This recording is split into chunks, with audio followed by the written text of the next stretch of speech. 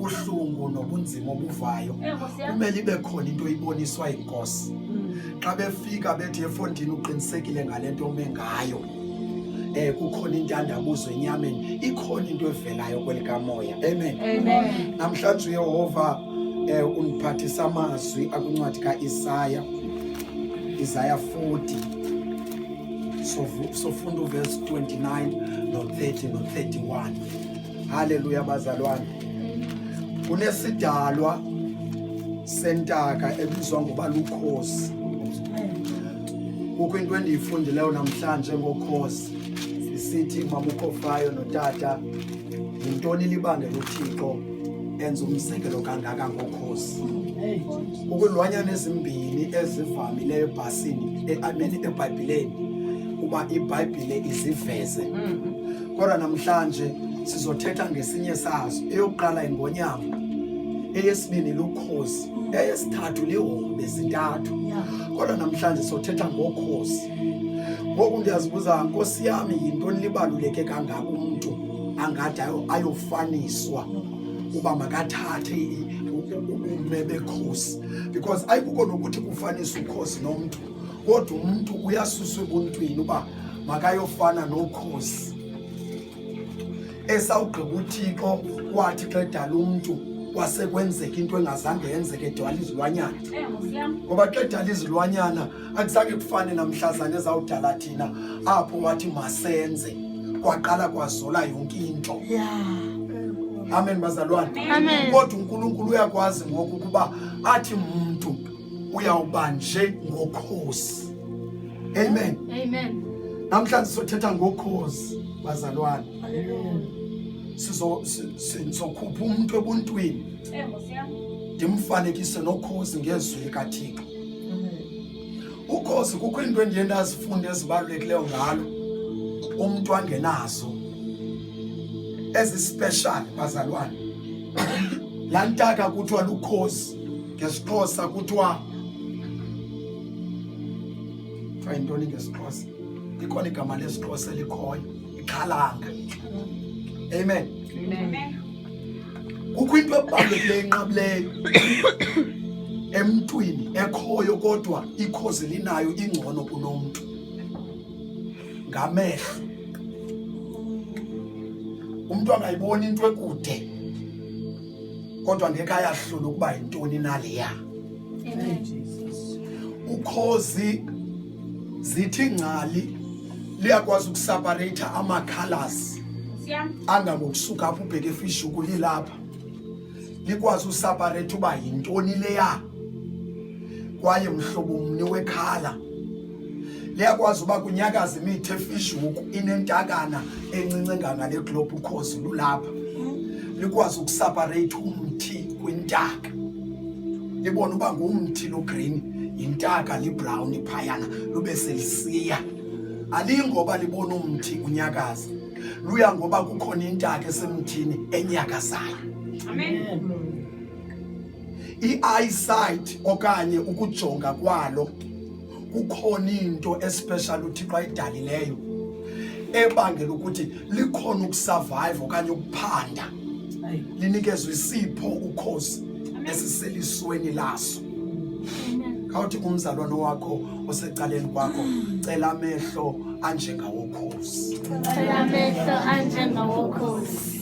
amen namhlanje ebusuku sidinga amehlo singabazalwane afana nokhozi abazalwane bethu tata ukhofayo izinto bazibona sezenzekile ixesha elininzi amen ukuyiqaphelela ukuthi ubona sowulimele into selapha kufitshane singabazalwane abanjalo sidinga ukuzibona izinto sekude sidinga abazalwane abazabaneliso lokuba bazibona izinto zingekafiki umama ukhofayo uthetha ngeliso likamoya ukuthi noba singathandaza sonke kodwa kumele sikwazi ukwahlula umoya abantu abaneliso elifana nolokhozi noba ngabana kuyavuthwa kodwa baye bahlula ukuthi moya mni lo uvuthisa abantu amen ngelinye ilanga onantsika oPawulos besiye etempileni mama ukhofayo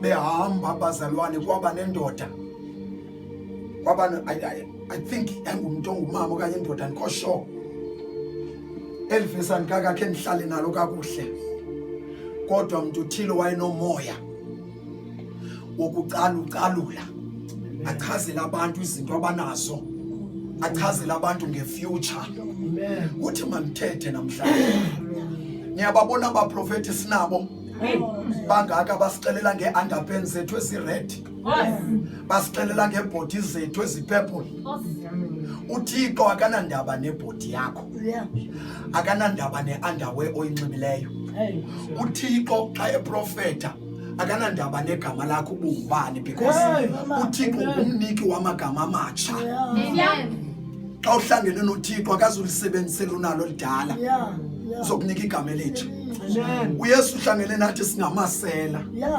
naw kungani into baxehlangana nami athi wena andibizekela igama lami lasebuseleni basibizwa ngalamagama njalo oPetros wahlaba nabo bengo Petros kodwa wena uyaba nguSimon ibandla liza kwakhelwa apha phezu kwakho ligama elitsha usho ukuthi uqala indlela entsha uThixo xa efika kuwe uyazidelete into ezindala mama amen jonga izinto ubukade uzenza apha ziyadelete azidelete apha enkonzweni kodwa ukhona umuntu osuka phezulu eze apha mama afika asusa ipast yakho yonke asisi izinto abantu bebekwazi ngazo aqalela uqalo olutsha likhona abazalwane amen namhlanje uYesu uzawusinika amandla amatsha amen namhlanje uYesu uzawusomeleza in 5 minutes nizabe ndigqibile namhlanje ngamandla amatsha kodwa hayi bonke abantu ukuhlobo labantu elifumana lamandla nothi lonke ibandla kodwa ngabantu abathile abaye bakhethe masifundeni ngokhawuleza funda nkosikazi siyafundiswa lenkosi incwadi kaIsaiah chapter 40 verse 29 amen yena ngumhlaziyi wabo batyhafileyo umomelezi wabo bangenamandla kanti ke nolutsha luyadinwa lutyhafe abafana bakhubeke bawe kambe ke bona abakholosa ngondikhoyo basuke bahlaziyeke bomelele imaphaqala ulutsha ndifuna uthetha nani lento yenu yokukhubeka iqhelekile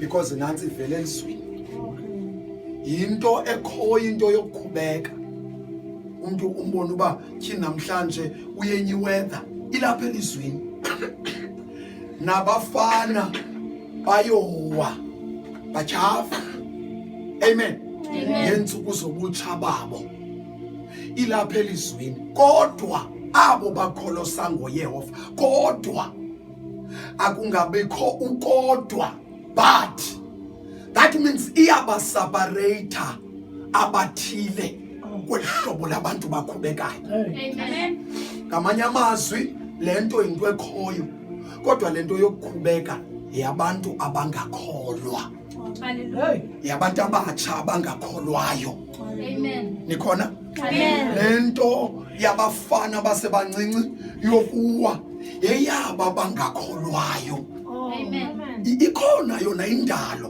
kumele kube njalo but kunohlobo olukholose ngoYehova lona lusuka xa kufika ixesha elinjalo ngoba lithembele ngoYehova luhlaziyeke emandleni ikhona abazalwane amen thina bakholwayo asikhubeki sityhafu kodwa kwawufika izilingo siyahlaziyeka sibe namandla ngakumbi kubekeka nkosikazi kambe ke bona abakholosa ngondikhoyo basuke bahlaziyeke bomelele bosuke bantinge baxele ukhosi noba sebebaleka soze badinwe ewe baya kuhamba bangaze batyhafe.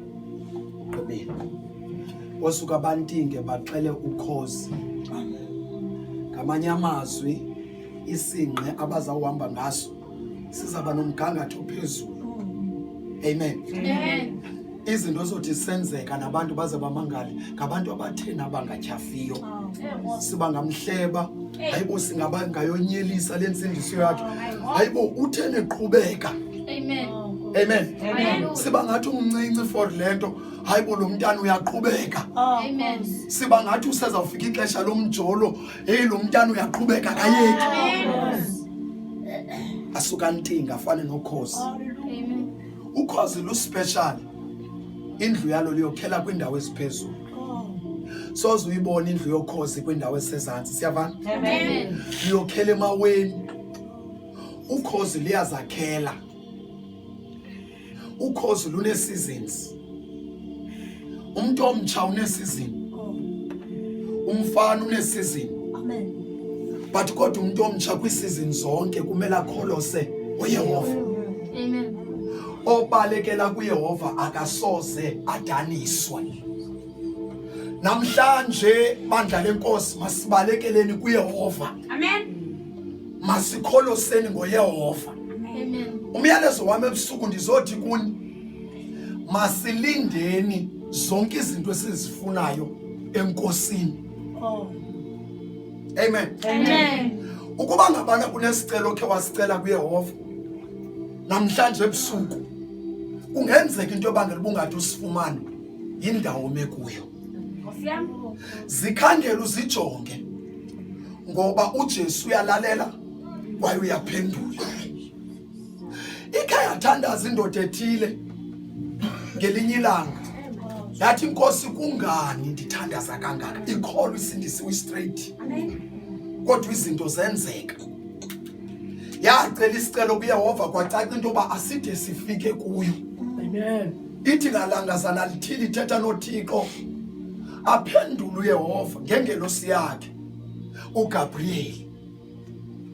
Ukuba uThixo kudala wayithumela impendulo yakho. Kodwa isimanga ibanjwe phezulu emkhathini. Shifta kule ndawo umekuyo uzoma kwindawo eright. Amen. Jonga insindiso yakho ngoba iyamkholisa uThixo. Ikhona bazalwane. Hallelujah. Impendulo ngoDisemba ziyaphendula uThixo. Amen. Because kule season uThixo ufuna ubona abantwana bakhe bebahle. Amen. Kodwa indawo mikuyo yebamba impendulo yakho yona seyithunyelwe. Ukuba ungabuyisa unyawo kule ndlela ophila ngayo. Amen. Ukubuyisa kwakho unyawo kuya kuvula indawo zasemkhathini. Ngoba selithunyelwe kodwa ibanjwe ezingelo zobumnyama. The more you pray, the more fire goes up. And the more ubasela umlilo, the more zingamelani nokuyibamba. Hallelujah. Sesawuthandaza namhlanje. When you pray, say, Lord, release my anointing. Amen. By faith, release my anointing. Yabazalwane, it's a vice versa into kaDisemba. UDisemba is celebration. Yes, Thixo zamaRoma. Hallelujah. We're not supposed to celebrate i-25th because akazalwa uYesu ngayo. Hey, my God. Amen. Amen. Kodwa ngoba silandela ikhalenda yamaRoma asifakela izithixo zawo phakathi. Kodwa le ncwadi mayingasuki noma kunjalo. Hallelujah.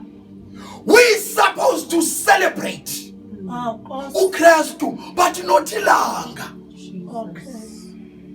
Mandibuye apha ndikwapha. Amen bazalwane. Amen. Amen bangcwele. Hallelujah. Masilindene enkosini. Ule mizuzu mebini endishiyeke nayo. Amen. Unentombi ezazilishumi ezinhlanu kuzo zakhetha. Zakhetha ukuma nezibane zazo. Usiphethe isibane sakho ebusuku. Isibane sakho lukholo lwakho. Isibane sakho indlela ophila ngayo. Hallelujah. Insindiso bantwana bam iqalwa kungangani. ndafika entsindisweni ndineminyaka eyi-7. Ndandihlala notamkhulu wasweleke welwela idonga. Amen. Kwafika inkonzo yayingenele next door. Hey, Jesus. Unenhlanhla umntana osindisiweyo emncinci abazali besekhona. Hey, hallelujah. Bulela.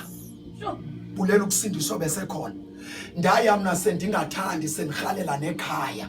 Oh. Kanti uYehova uzama ukunibiza nisondeze kuye. Hey. Ndabuya ndathi kusenjalo akwabi mandi kwifemeli endandihlala kuyo ndimncinci.